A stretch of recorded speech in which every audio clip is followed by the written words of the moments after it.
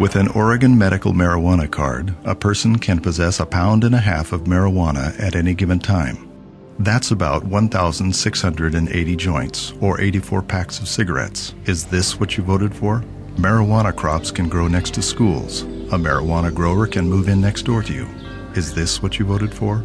Find out what's now legal in your neighborhood because of the Oregon Medical Marijuana Program. Go to isthiswhatyouvotedfororegon.info. Compassionate intent gone totally wrong.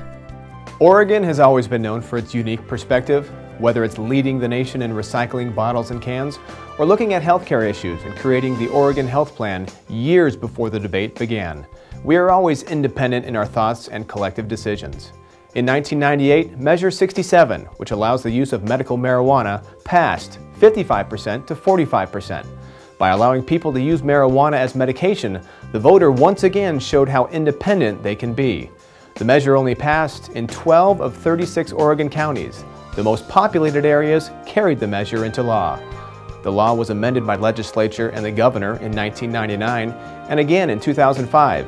In each case, the amendments were influenced by proponents of the bill with attempts to clean up some ambiguity, but it also increased how much marijuana a patient can have and how many plants a grower can produce. State, county, and city law enforcement, like the voter, have compassion for people with illnesses who are helped by medical marijuana.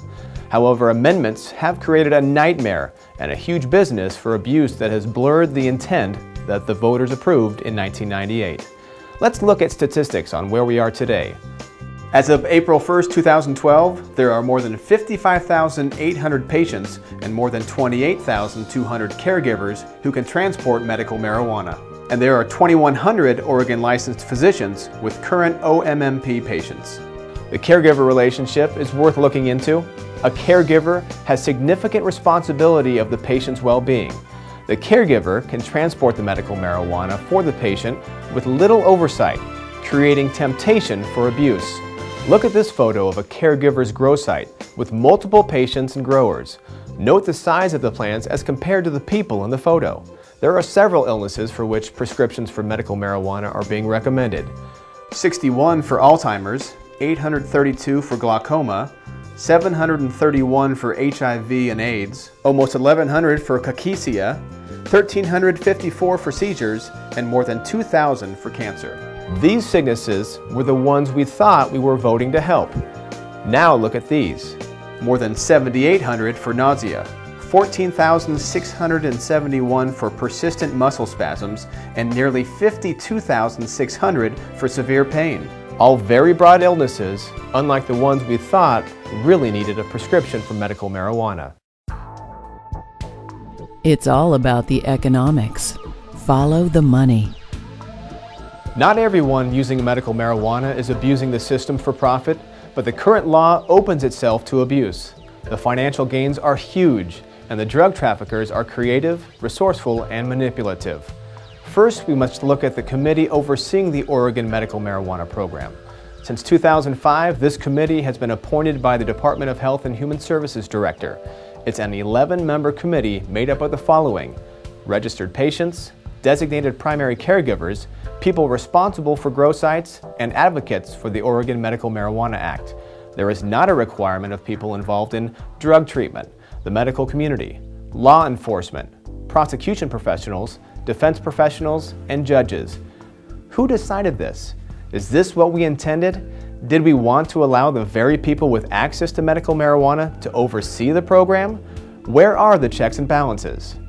There are rules within the law that make it difficult for law enforcement to separate the legitimate user from the system abusers. If the police want to follow the trail of the medical marijuana from the cardholder to the caregiver to the grower, that information is not attainable. This makes it very difficult to keep an eye on any abuses. Law enforcement needs to monitor the activity to ensure the law is being followed. It gets a little confusing, but let's walk through an exercise illustrating the challenge with compliance verification. An officer has an individual with 72 ounces of usable marijuana in their possession. They claim they are a caregiver for 3 patients, and the OMMP staff verifies that is correct with no way to identify the grower and the patient. So the assumption is that there is no medical marijuana inventory in the possession of either the patient or the grower. The grower is allowed to possess the same 72 ounces as well as the patient. So for a caregiver of 3, there is now a potential 216 ounces of usable marijuana in the pipeline with no control over whether the consumption of the product is only for the patient who can legally use it. That's 13.5 pounds of marijuana. There is also too much temptation because the profits are so large. The amount of marijuana allowed by a grower for 3 is equal to $15,000 in street value marijuana in our area. In places where it's completely illegal, it's worth as much as $90,000. We also need to look at the relationship between the patient's inventory and the grower's inventory.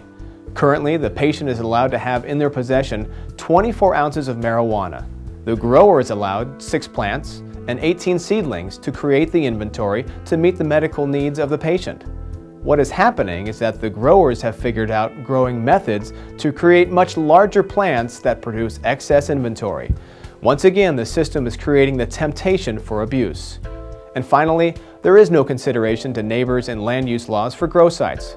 Marijuana grow sites are popping up next to parks, schools, and in residential neighborhoods. And under the current Oregon law, a person at any level of the OMMP is exempt from prosecution for endangering the welfare of a minor or from child neglect in the first degree.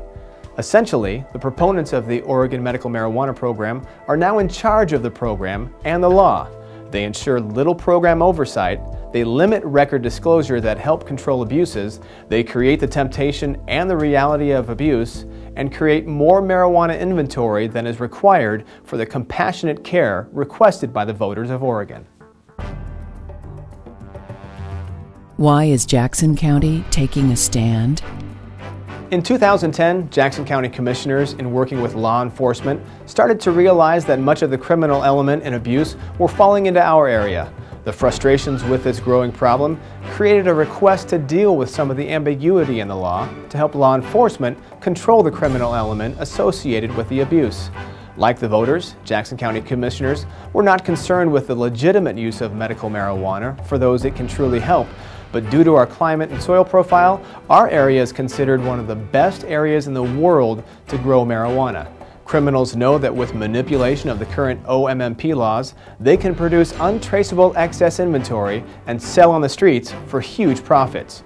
Here is another telling illustration of how the medical marijuana program is creating unbalanced growth in Jackson County.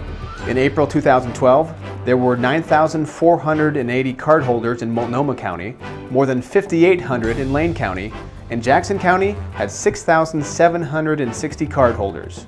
Although Jackson County has 28% and 59% respectively of those larger communities' population, we have 71% and 115% respectively of their number of cardholders. We had more than 2,700 more cards than Clackamas and Washington counties, and neighboring Josephine County was 3rd in number of cards. Jackson County commissioners, legitimate medical marijuana cardholders, the Jackson County Administrator, citizens and law enforcement agencies all encourage support of new legislation in Salem that will shore up the intent of our independent-minded, compassionate, and thoughtful decision to allow medical marijuana use in Oregon.